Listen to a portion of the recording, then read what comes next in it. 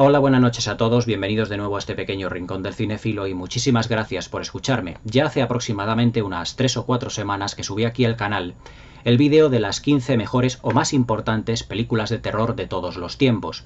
Y os dije que me quedaban por comentar de las 15 dos. Una es El Resplandor, que ha sido comentada hace ya muy poquito, hace poquitos días, y otra es la película que vamos a comentar esta noche. Para ello nos vamos a trasladar a los años 30, en lo que se denomina, o lo que los historiadores denominan, la época de oro del terror, que son los años 30 y parte de los años 40, cuando se filmaron películas como El Drácula, de Todd Browning, protagonizada por Bela Lugosi, como Los Frankensteins, protagonizadas por Boris Karloff, como El Hombre Invisible, y una serie de títulos que ya iré comentando también aquí en el canal, dentro de un pequeño miniciclo que terminaré realizando junto con El Hombre Invisible, El Hombre Lobo, la otra versión que hubo en los años 40 del Fantasma de la Ópera, La Mujer y el Monstruo, todas películas realmente bastante importantes que lo que hicieron fue cimentar lo que fueron las bases del cine de terror y que también apelaban mucho al expresionismo alemán desde un punto de vista claramente visual y atmosférico, lo que era la ambientación de las películas. Esta noche vamos a comentar otro de esos grandes monumentos cinematográficos que es seguramente la película que más ha influenciado, sobre todo en lo que se refiere a la ambientación y también en lo que se refiere a ese ambiente un tanto de romanticismo, de tragedia, porque realmente, si os dais cuenta, todo lo que son los monstruos de la Universal, los personajes protagonizados, creados e interpretados, mejor dicho, por Bela Lugosi, por Boris Karloff, todos aquellos realmente eran criaturas que tenían una tragedia detrás. La tragedia de Drácula es un muerto que no puede realmente terminar de morir. La criatura de Frankenstein es esa criatura que busca irremediablemente su identidad. El hombre invisible, que es una persona, un científico que ha encontrado, pues, digamos, un elixir o un medicamento o algo que le puede hacer evidentemente invisible, pero que también alimenta mucho lo que son sus ansias de conquista del mundo. Es decir, son, digamos, como las tragedias o los problemas psicológicos, físicos, que tienen una serie de personajes, una serie de criaturas, y que luego todo ello ha sido desarrollado pues, por posteriores ciclos de otras películas, de otros países, prácticamente hasta la actualidad. La película que vamos a comentar esta noche es del año 1932 y que ya cuando en 1931 Drácula y el Dr. Frankenstein, como se conoció aquí en España la película, dirigida por James Whale y protagonizada por Boris Karloff en el papel de la criatura de Frankenstein, tuvieron tantísimo éxito, en 1932 la Universal intenta pues crear otra criatura que tuviese también una gran cantidad de éxito, de cara evidentemente desde un punto de vista comercial y también hasta cierto punto desde un punto de vista artístico. Esa película de la que vamos a hablar esta noche es nada más y nada menos que La momia de Boris Karloff, protagonizada por Boris Karloff y dirigida por el director Karl Freund, un director alemán, en 1932. El director Karl Freund prácticamente era su primera película, porque Karl Freund había sido uno de los grandes directores de fotografía y lo sería dentro de la década de los 30 y sobre todo dentro de los años 20. Como director de fotografía, Karl Freund ya tenía muchísima experiencia. Es más, fue el director de fotografía de dos títulos muy importantes protagonizados por Bela Lugosi, que fueron, si mal no recuerdo, El Drácula de Todd Browning del 31 y también El doble asesinato de la calle Morgue, que creo que es del año 32 de ese mismo año o del año 33, ahora no estoy muy seguro. Lo que realmente Karl Freund sentó las bases del terror de la Universal como director digamos, de ascendencia alemana, fue evidentemente las raíces del expresionismo alemán, es decir, una ambientación muy recargada, pero a la vez también hasta cierto punto agobiante. A él se le debe, por ejemplo, esa fotografía tan tenebrista que tiene la película de Drácula, protagonizada por Bela Lugosi, dirigida por Todd Browning, es decir, en lo que se refiere a la luminosidad, a los blancos, a los negros, a los grisáceos, a las brumas, todo ello como está fotografiado. La puesta en escena, es decir, el director de fotografía Karl Freund ya tenía una gran, digamos, experiencia a la hora de poder filmar, ya no poder filmar, sino de fotografiarse el director de fotografía de una película y darle además a la película como un protagonismo propio a todo lo que es la puesta en escena visual. Y evidentemente La momia, dirigida por él mismo, no iba a ser menos. Yo me atrevería a decir que La momia de Karl Freund es sin duda una de las películas más técnicas, o una de las más técnicas en el sentido de las más logradas de todo el periodo del cine de terror de la Universal, ya que el Karl Freund había aplicado o aplicaría muchísimas de su técnica cinematográfica a la película, incluso dándole, digamos, órdenes a lo que era el director de fotografía de su film, de esta película, ya que él no era el director de fotografía de La momia, sino que era el director, es decir, el director de actores, el director de todo lo que es la puesta en escena, es decir, que los papeles se habían intercambiado, por así decirlo. Él no hace labores de director de fotografía, pero sí fue la primera película que él dirigió. Y la verdad que lo que se refiere a la atmósfera, consigue Karl Freund un aspecto realmente importantísimo, y es ese tono entre lo terrorífico, el romanticismo, la tragedia, la historia de amor que ya se había insinuado, por ejemplo, en Drácula, protagonizada por Bela Lugosi, pero aquí digamos que Karl Freund, con su imagen y con su puesta en escena, lo lleva a límites mucho más, digamos, más hacia el extremo. Es decir, la atmósfera de romanticismo en esta película está bastante más conseguida, por lo menos para mi opinión, que la atmósfera de Drácula. Aunque se puede decir que La momia es una película que tiene una estructura narrativa muy parecida a Drácula. Ahora penetraremos un poquito en lo que es el argumento, os iré pues comentando más o menos cómo se desarrolla lo que es el guión y de los personajes, los protagonistas. La momia está protagonizada por Boris Karloff, por Zita Johann y por David Manners. Boris Karloff yo creo que es un director, mejor dicho, que es un actor que no necesita presentación a estas alturas, ya no del canal, sino de la historia del cine. Es posiblemente uno de los iconos, si no el más grande icono de todo lo que fueron los actores de todo aquella época de oro del terror. Muchos dicen, bueno, yo prefiero a Bela Lugosi o a Peter Cushing o a Christopher Lee, pero Peter Cushing y Christopher Lee ya pertenecen a otra época, es más de los años 50, de los años 60, pero la época de oro del terror de la Universal fue la que sentó las grandes bases de todo lo que iban a ser las películas de terror prácticamente hasta la actualidad. Digamos que si con el expresionismo alemán, con el gabinete del Dr. Caligari, con la carreta fantasma, con Nosferatu, con las manos de Orlak, con el hombre que ríe, todo ello, digamos, establece unas mínimas bases en lo que se refiere a atmósfera, en lo que se refiere a interpretación. Evidentemente, la Universal, al ser, digamos, ¿cómo os diría yo? Al ser una productora tan grande, una de las majors de Hollywood, puso toda la carne en el asador para que todos esos elementos, digamos que se explotaran absolutamente al máximo. Y evidentemente, si todas las películas de terror, incluso del cine mudo, habían tenido ya una atmósfera realmente extraordinaria, en las películas de terror de la Universal todo esto realmente se dispara de una manera absolutamente antológica. Y Boris Karloff se puede decir que es el gran representante de todo ello en lo que se refiere a la materia interpretativa. Boris Karloff, bastante odiado además por Bela Lugosi, realiza en esta película una de sus más fundamentales interpretaciones, una de sus mejores interpretaciones. Se puede decir que la gran interpretación de Boris Karloff es la de la criatura de Frankenstein en las 3 películas que hizo, el Dr. Frankenstein, la novia de Frankenstein y luego La sombra o el hijo de Frankenstein, que era ya una tercera parte que ya no tenía nada que ver con las dirigidas por James Whale. Yo siempre me quedo con el Dr. Frankenstein y la novia de Frankenstein, en donde yo os digo que Boris Karloff, con ese maravilloso maquillaje de Jack Pierce, directamente desaparece. Pero en La momia realiza también lo que es prácticamente su segunda mejor interpretación, ya que el sacerdote que él interpreta en esta película, el sacerdote Imhotep, realmente con su presencia durante toda la película es algo completamente hipnótico, tanto desde el punto de vista visual como desde el punto de vista argumental. Porque es hipnótico, porque el personaje de Imhotep, el sacerdote, tiene una serie de poderes hipnóticos al igual que los vampiros. Por eso a La momia siempre se la ha comparado mucho también con el Drácula de Todd Browning. Y ahora luego explicaremos un poquito lo que son esas semejanzas y también diferencias, esas similitudes y diferencias. Pero Boris Karloff, ya os digo, que hizo en esta película una de las más grandes interpretaciones del género de terror.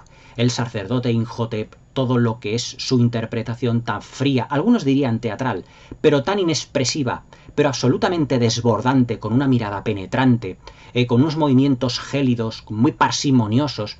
Realmente parece que está interpretando a un ser como de otro mundo. De ahí que los historiadores de cine, además con razón, declaren que esta es la segunda o incluso primera gran interpretación de Boris Karloff dentro de lo que es la historia del cine. Para mí, yo os digo, en mi opinión, yo creo que está un escalón por debajo de la criatura de Frankenstein, pero su interpretación es realmente extraordinaria.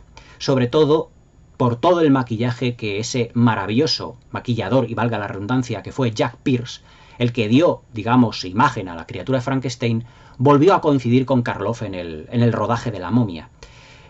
Ahora, en la parte técnica, digamos, os contaré un poquito todo lo que fue el procedimiento de maquillaje, que fue para Boris Karloff realmente muy pesado, sobre todo para lo que son las primeras secuencias de la película. No ya si luego ya para el resto, pero sobre todo para las primeras secuencias de la película. La protagonista femenina es Zita Johann. Zita Johann era una actriz húngara, si mal no recuerdo. Era una actriz húngara que además pues estaba realmente fascinada por todo el trabajo que había hecho la Universal en películas como Drácula, como el Dr. Frankenstein.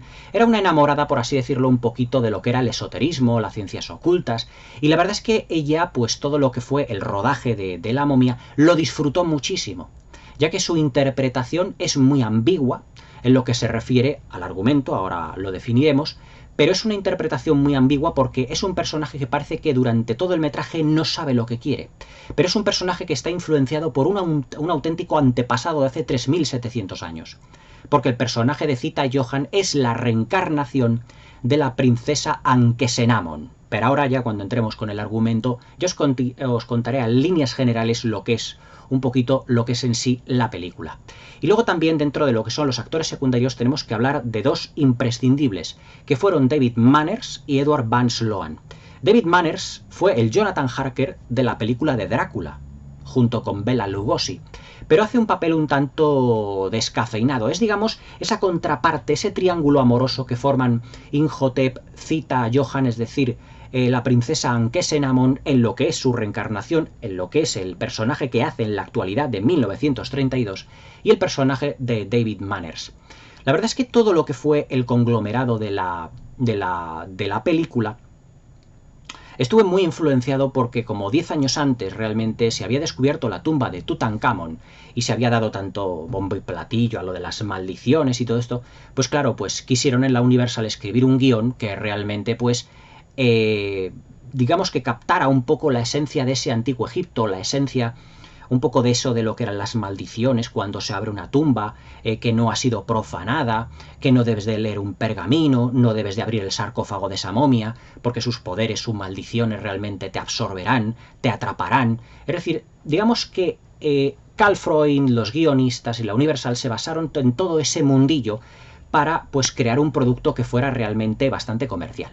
Se me ha olvidado también hablaros del actor Edward Van Sloan, que había hecho del Dr. Waldman en el Dr. Frankenstein y también haría de Van Helsing en la película de Drácula.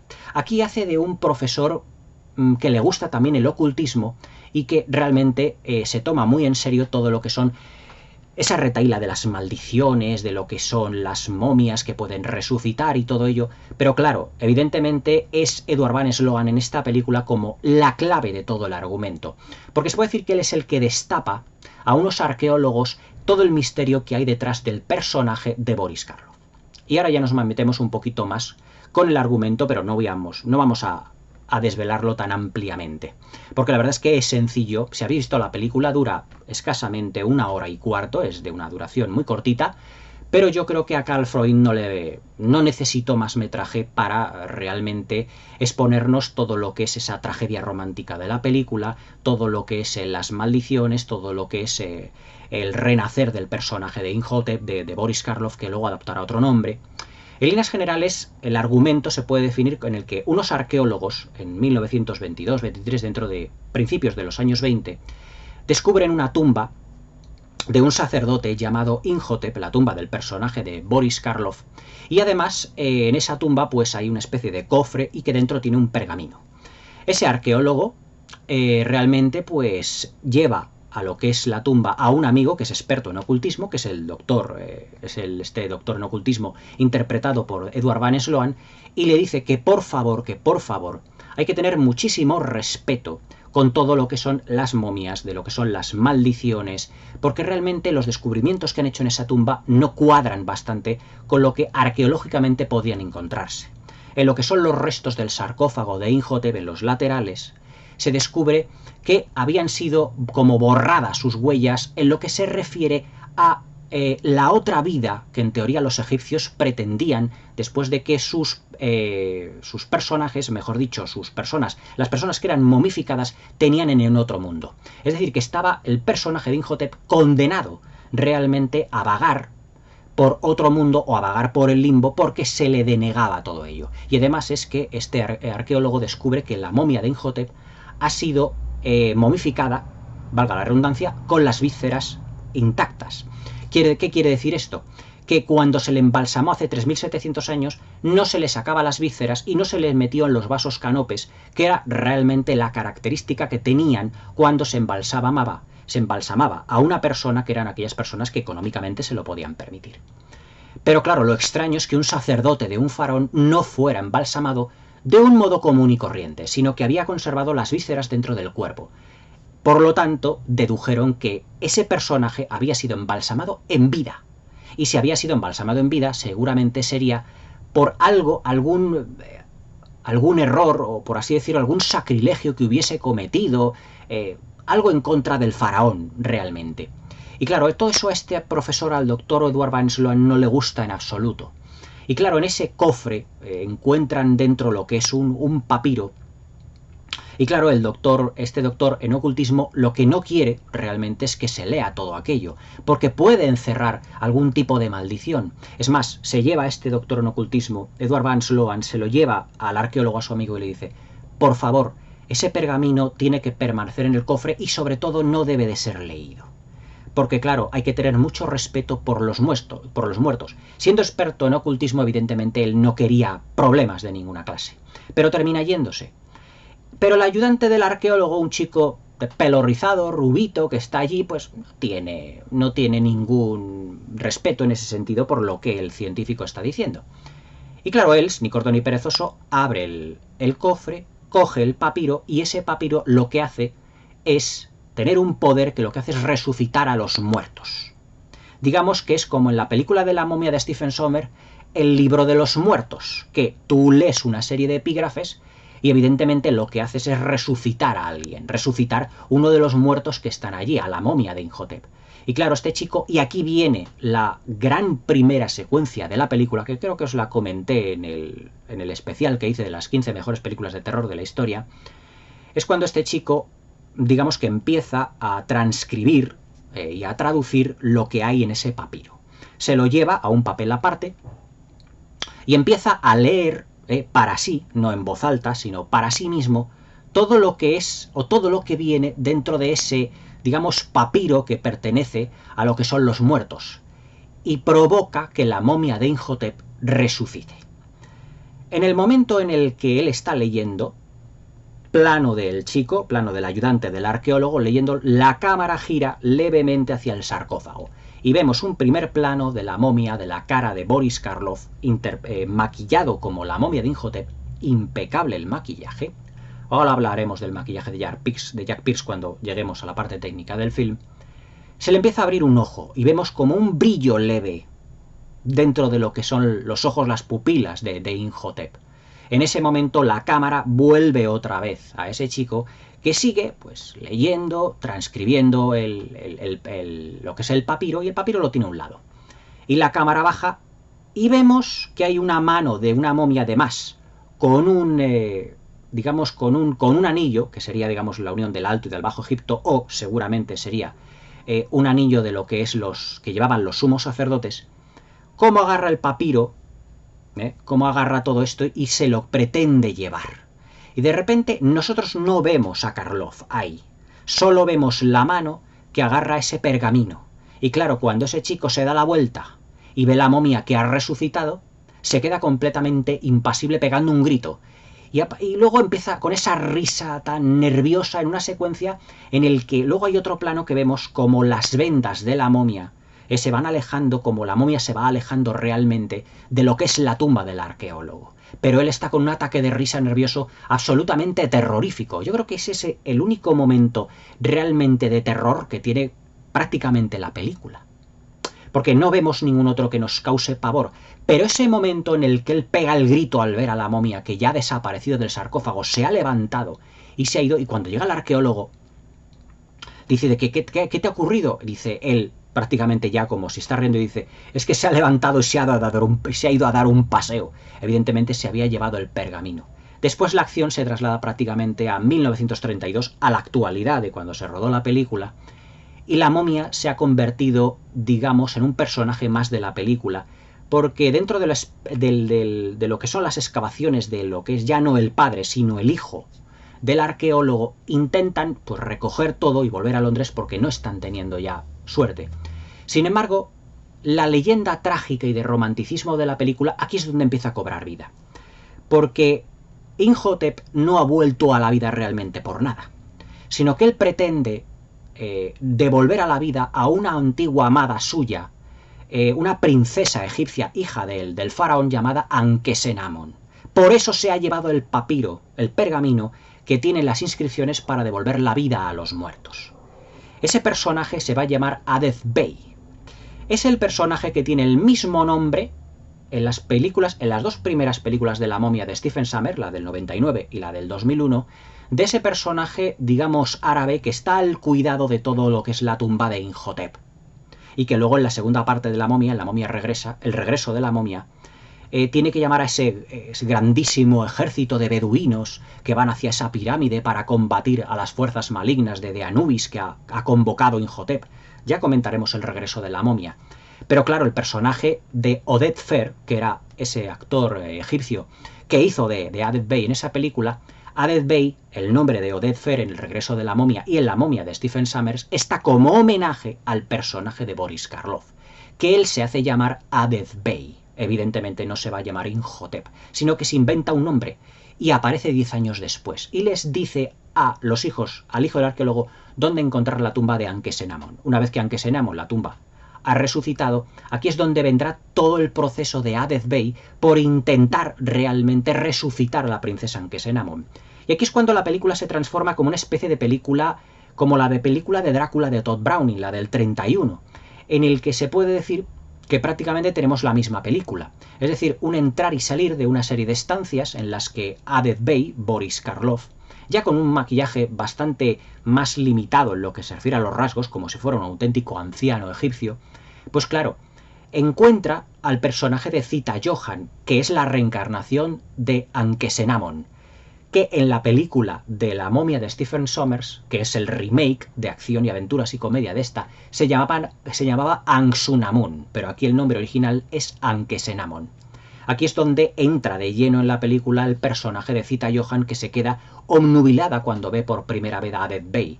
Pero claro, es que, digamos que como ella es la reencarnación de Ankesenamon, reconoce al que había sido el amor de su vida en ese momento.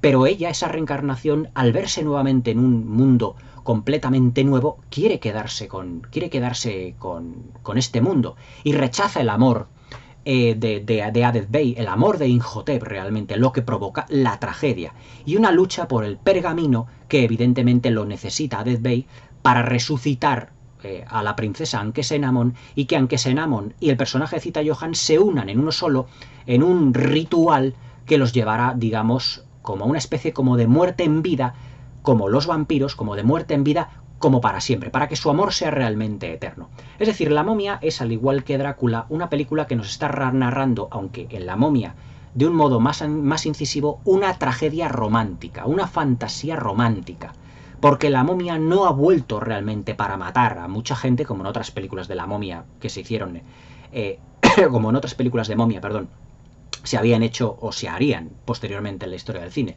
sino que aquí la momia renace única y exclusivamente para encontrar a Anxunamun y evidentemente, a Ankesenamon, juntarse con ella en la vida y en la muerte y poder ser los dos como un único ser.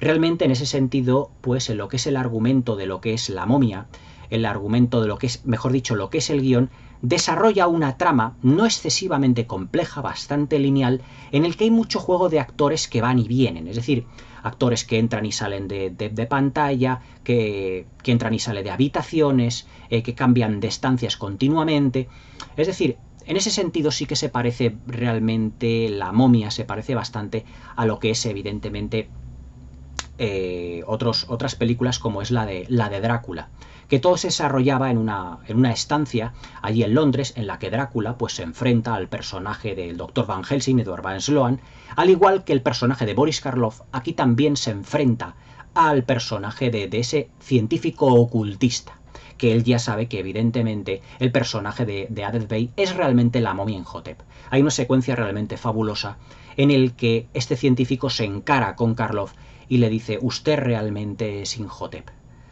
Y dice Adeth Bey, dice: bueno, ¿por qué me está usted contando esto? Dice: es que hace 10 años, en una excavación, robaron una momia descubierta por mi colega arqueólogo, y no sabemos dónde realmente se fue esa momia. Y le dice Adeth Bey, le dice Karloff: ¿por qué me está usted contando esto a mí? Dice: porque realmente esa momia es usted.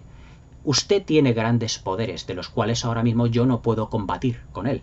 Es demasiado poderoso, pero me gustaría aplastar y destruir su carne momificada. Es decir, todo esto realmente nos enlaza con Drácula como si fuera realmente Adeth Bey ese vampiro, ese no muerto, porque Adeth Bey también es un no muerto, por así decirlo. El personaje ya está muerto, pero está revivido, le han revivido en una serie de circunstancias un tanto fantásticas, al igual que Drácula. O sea, Drácula, cuando se enfrenta con el Dr. Van Helsing, realmente el Dr. Van Helsing sabe que es un no muerto. Acordaos en la secuencia en la que el Dr. Van Helsing coge un espejo que está dentro de una caja y se lo enseña a Drácula, a Bela Lugosi, y se lo tira al suelo. Pues claro, aquí exactamente igual, se enfrenta a Adeth Bey porque sabe que es Imhotep. Es decir, hay muchísimas similitudes. También, por ejemplo, luego tenemos el enamoramiento que teníamos en la película de Drácula entre Helen Chandler, que era la que hacía de Mina, o de Lucy, si mal no recuerdo, y David Manners, que era el que hacía de Jonathan Harker. Digamos que un romance un tanto forzado ahí.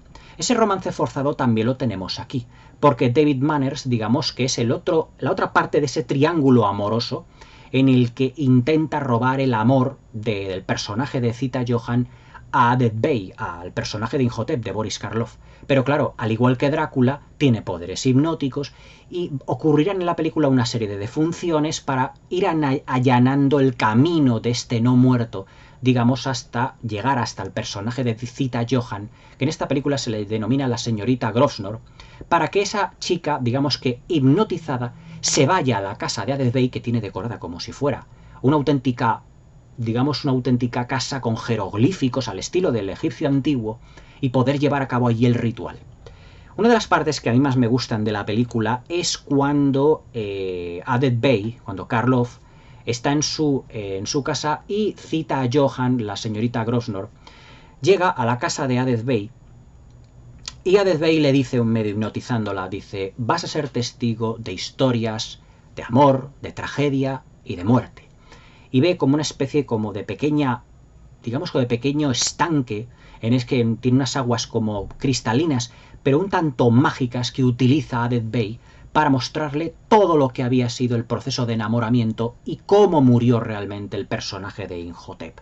Es decir, ¿por qué está ahí Adeth Bey ahí? ¿Y por qué está la señorita Grosvenor? Son Imhotep y Ankesenamon, que nuevamente después de 3700 años se ha juntado. Es decir, si os acordáis del Drácula de Stoker, en el que dice Gary Oldman dentro del guión, dice: he tenido que recorrer océanos de tiempo para encontrarte, cuando se encuentra con Mina. Aquí, evidentemente, esa frase está plagiada de una frase que aquí dice Boris Karloff, que dice aquí Imhotep, Adeth Bey lo dice: mi amor ha durado más que las pirámides, porque la momia era de 3700 años. Es decir, el mismo sentido, dándole ese tono de romanticismo. Por lo tanto, ¿de dónde creéis realmente que se sacó Coppola ese tono romántico? Pues de las películas de la Universal. Se lo sacó directamente de la momia. Se puede decir que lo robó. O sea, otros dirían que lo homenajeó. Se puede decir que lo robó directamente. Es decir, he atravesado océanos de fuego, océanos de tiempo para encontrarte.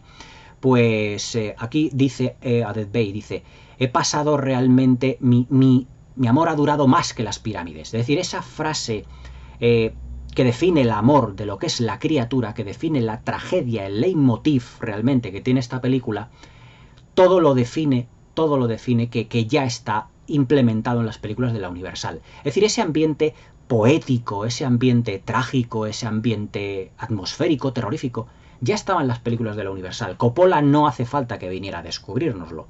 Ya se puede decir que 60 años antes, del 92-32, 60 años antes, ya lo había hecho Boris Karloff en esta pequeña obra maestra que es La momia.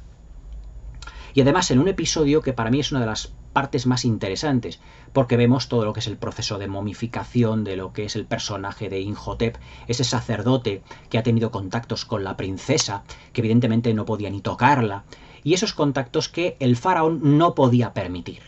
Por lo tanto, ese contacto, ese enamoramiento no tiene salida para Imhotep. Él está enamorado de la princesa Anck-se-Amon, pero ese amor no puede ser correspondido porque uno es un sacerdote y otro es una princesa. No tienen, evidentemente, la misma categoría social dentro de lo que fue el antiguo Egipto. Y cuando la princesa Anck-se-Amon fallece, evidentemente el sacerdote Imhotep intenta revivirla con el pergamino. Lo que es maldito por los dioses por intentar hacer esto, y claro, es descubierto totalmente por lo que es el faraón, que ordena que le embalsamen en vida y que tenga la muerte en vida que realmente tuvo. Muy agónica y terrible. Por eso él dice, es que yo he sufrido tanto por este amor, por todo lo que pasé.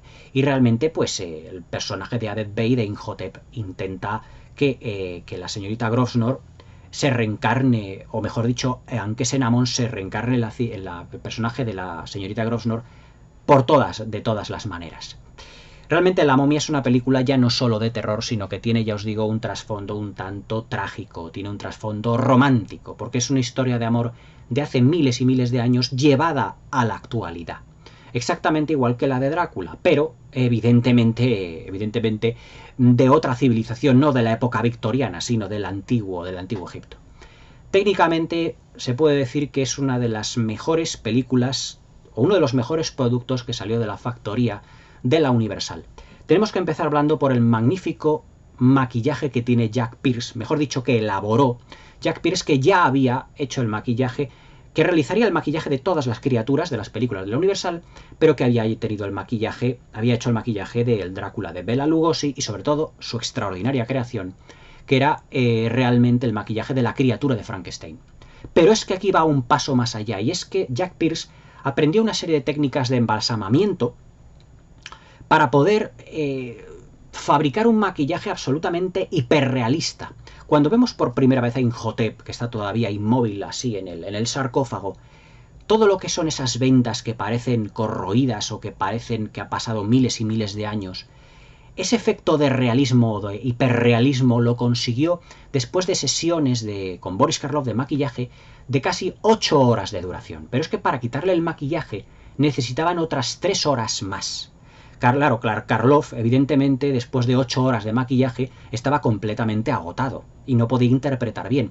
Por eso, cuando él aparece de Adet Bey, en la segunda parte más de la película, evidentemente ese maquillaje se ha minimizado y aparece maquillado como un ser, digamos, como una momia, pero que como con rasgos, como si tuviera la piel como muy, muy, muy cuarteada. En la edición de Blu-ray que tengo yo, la definición hace que le veas como si tuviese la piel una apariencia como muy terrosa. Parece que es como una piel que la vas a tocar y se va a deshacer realmente. Por eso el personaje de Adet Bey le dice a los demás que quieren estrecharle la mano cuando se presenta, dice, por favor no me toque. Porque a lo mejor él lo que tiene, claro, como es una momia, él digamos que está viviendo como por magia.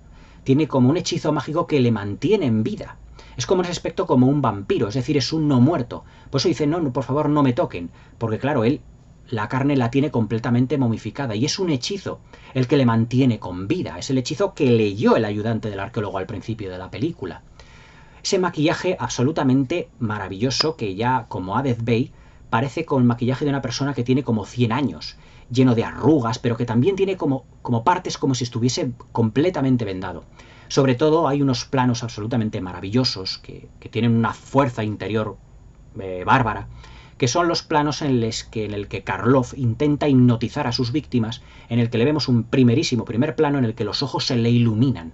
Pues ese maquillaje que tiene la piel llena de surcos completamente es que te deja absolutamente anodadado. O sea, es un maquillaje absolutamente increíble.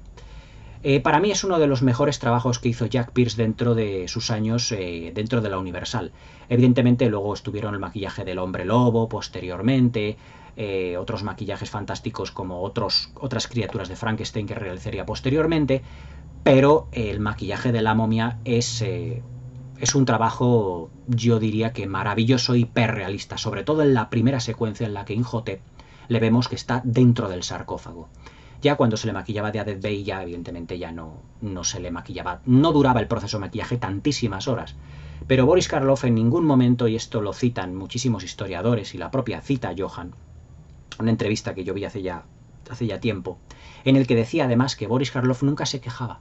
O sea, era el perfecto caballero inglés que era muy profesional, que aguantaba todo lo que podía realmente y que siempre estaba ahí incluso para ayudar a las otras personas, a los otros actores y actrices, porque era de los actores que se empapaba, se leía y se estudiaba incluso los diálogos de sus compañeros, incluso para rectificarles cuando podía. Es decir, que Boris Karloff yo creo que era un gran profesional, ya no solo como actor, sino también como persona. Eso yo creo que no cabe la menor duda. La fotografía, a pesar de la película, a pesar de no contar con Karl Freund, evidentemente le tenemos en la dirección del film. Y la dirección del film es un tanto, ¿cómo diríamos? No es tan dinámica como la que tuviesen Todd Browning o James Whale, porque fue la primera película que hizo Karl Freund. Es decir, Karl Freund es un director que, al ser director de fotografía, su especialidad es ser la fotografía, donde más fuerza arraiga esta película es en los planos. Digamos que se puede decir que son los planos, en los planos fijos. Prácticamente la cámara se mueve muy poquito, si os dais cuenta. Pero en esos planos fijos, Karl Freund, que venía evidentemente de Europa, se había empapado del expresionismo alemán y se puede decir sin temor a equivocarse que esta es la película como más expresionista visualmente que las anteriores. Evidentemente el Doctor Frankenstein de James Whale también tenía en la atmósfera muchísimas raíces impresionistas, pero La momia lo es mucho más. Sobre todo, por ejemplo, los juegos de luces que rodean al personaje de Boris Karloff. Si os dais cuenta, el personaje de Adeth Bey, de Imhotep, cuando aparece siempre en pantalla, siempre le vemos como una especie como de halo de luminosidad, pero siempre casi con un fondo oscuro. Sobre todo cuando en esos primeros planos se le iluminan los ojos como para hipnotizar a sus víctimas. Pero es que luego está iluminado de una manera como muy fantasmagórica. Y los movimientos que tiene Boris Karloff cuando está caminando por las estancias, los decorados de la película, son movimientos como muy mecánicos, muy estáticos. O sea, parece como muy inexpresivo incluso con sus gestos y movimientos. Muchos dirán que esto es pues, unas claras reminiscencias a que, bueno, en el año 32, pues el cine mudo todavía tenía, digamos, grandes influencias en la interpretación de los actores. Es posible realmente, pero yo creo que la interpretación de Boris Karloff en esta película como ese no muerto que es Imhotep, con esas vendas, con todas esas arrugas, con todo ese maquillaje, hace el personaje mucho más terrorífico y además tengo que decir algo muy importante. Esta película la podéis ver en castellano, pero también, por favor, en versión original. La voz de Boris Karloff, tan gutural, tan cavernosa, realmente le da una dimensión al personaje y una atmósfera a la película absolutamente desbordante. Una voz que no vimos, que no tenía evidentemente, no tenía Bela Lugosi, porque Bela Lugosi prácticamente para el rodaje de Drácula, que tenía poquita idea de inglés, pues se puede decir que aprendió los diálogos de memoria, por eso tiene un acento un tanto extraño en ese sentido. Pero Boris Karloff, al ser inglés, su nombre auténtico era Charles Edward Pratt, o sea, nada que ver con Boris Karloff, pues claro, le da una interpretación, una potencia en la voz que hace que Imhotep sea un personaje muy inquietante. Digamos que la tensión, el suspense de esta película sale de la inquietud que te provoca ver al personaje de Karloff, que cuando no está en pantalla es una presencia de fondo, como yo siempre digo mucho en las películas de terror, en las buenas películas de terror, pero que cuando está, digamos, presente esa tensión, digamos que va en aumento, porque realmente es como si perturbara todo el microcosmos de los personajes que hay alrededor. Cuando Adeth Bey no está en pantalla, los personajes se comportan de una manera, pero cuando Adeth Bey está en la escena, todos parecen hipnotizados por su presencia. Es decir, la presencia del no muerto es muy importante, igual por ejemplo que en Drácula. Todo esto que vimos en la película del 31, en las de la Hammer y en todas las películas de Drácula. ¿De dónde creéis realmente que viene todo eso? Evidentemente de las películas de la Universal Pictures. Es decir, cuando el monstruo, cuando la criatura siempre está presente, daos cuenta que las interpretaciones de los personajes es como si estuviesen como más perturbadas. Digamos que el personaje del no muerto perturba, inquieta, incomoda a los personajes que están ahí. Y eso va a ser una constante durante toda la película. Luego la banda sonora, digamos como con tintes como muy melancólicos y muy trágicos, ahonda mucho más en esa tragedia, la tragedia de Imhotep y de Anke-Senamon. Todo lo que es la planificación es absolutamente desbordante y muy deudora, ya os digo, en la profundidad de campo del expresionismo alemán. Vamos a ver un diseño de producción muy recargado, todo lo que son, por ejemplo, la tumba de Imhotep, lo que son, por ejemplo, la vivienda de Adet Bey, que está decorada como con jeroglíficos, como si estuviese realmente en el antiguo Egipto, que contrasta bastante con la decoración más, evidentemente, de los años 30, más art déco, de lo que son las mansiones de los personajes, incluso las mansiones de estilo victoriano, de los personajes que son el arqueólogo, el personaje de Bate Manners, que es el hijo del arqueólogo, el personaje de Edward Van Sloan. Es decir, tiene muchos contrastes incluso dentro de lo que es la puesta en escena y la dirección artística. Todos estos elementos se unen para dar una película, yo creo que dentro de la Universal Pictures, una de las mejores que salieron de la productora dentro de la época de oro del terror, a la que se sumaron películas como La Máscara de Fu Manchu, Drácula, El Doctor Frankenstein, El Hombre Invisible. Dentro del cine mudo, por parte del productor de Carl Laemmle y de su hijo de Carl Laemmle Jr., tuvimos El Fantasma de la Ópera, la versión de Lon Chaney, la posterior versión de los años 40 dirigida por Arthur Lubin, El Hombre Lobo y todas las secuelas que repitieron. Porque ya no solo hubo secuelas de Drácula, como La hija de Drácula, como La novia de Frankenstein, sino que todos estos personajes tendrían un montón de secuelas. Se puede decir que la segunda parte, luego ya las otras partes, las secuelas que tuvo ya esta película, ya no tuvieron ni la interés ni la calidad de la primera, ni muchísimo menos. Ya estaban más, como diría yo, más intentando alargar, estirar el chicle, como muchas veces os digo yo aquí, del éxito que había tenido la primera parte, pero que ya no contaron con la presencia de Boris Karloff. Y claro, eso se nota bastante. Yo me acuerdo ya bastante haber visto una película que se llamaba El fantasma de la momia o La mano de la momia, en el que la momia ya no se llamaba Imhotep, ya no me acuerdo cómo se llamaba, fijaos si no me quedé con ella, y que claro, que ya el elemento trágico, el elemento traumático, el elemento de suspense, la fotografía al estilo, digamos, de Karl Freund, esa fotografía atmosférica estilo expresionismo alemán, ya había desaparecido por completo, ya nos adentrábamos más dentro de los años 40, ya todo eso ya prácticamente había ido desapareciendo poco a poco. Pero claro, todos estos personajes de la Universal tuvieron además sus secuelas. De todo ello ya hablaré en otros vídeos cuando hablemos del Hombre Invisible, de La Mujer y el Monstruo, de la versión del Fantasma de la Ópera de Arthur Lubin, de todas las que me quedan más o menos por comentar.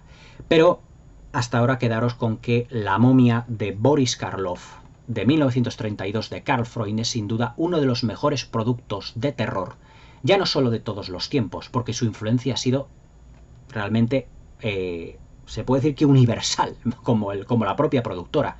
Yo me acuerdo de una película de 1981-82 que alquilé en el videoclub, se llamaba El despertar de la momia, y es un grupo de arqueólogos que... Bueno, es un grupo de arqueólogos. Eran un grupo, si me permitís el inciso, era un grupo de fotógrafos que llegan a una tumba o algo así. Y además llevan un grupo de chicas para hacerse fotografías en esa tumba, para que parecieran mucho más exóticas. Y no se sabe por qué, cómo.